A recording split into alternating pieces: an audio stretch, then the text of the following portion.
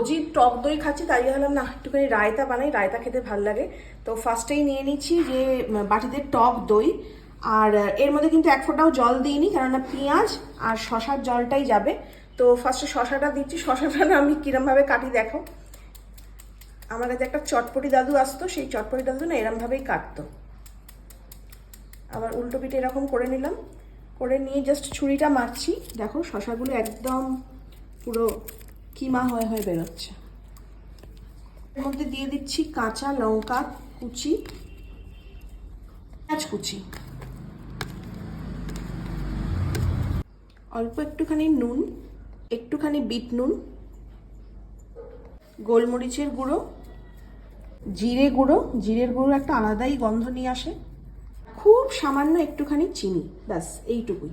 এবার খুব ভালো করে এটাকে মিক্স করে নিচ্ছি। তো রায়তা আবার অনেকে অনেক রকম ভাবে করে, এটা হচ্ছে আমার স্টাইলে বানানো রায়তা। ব্যাপক।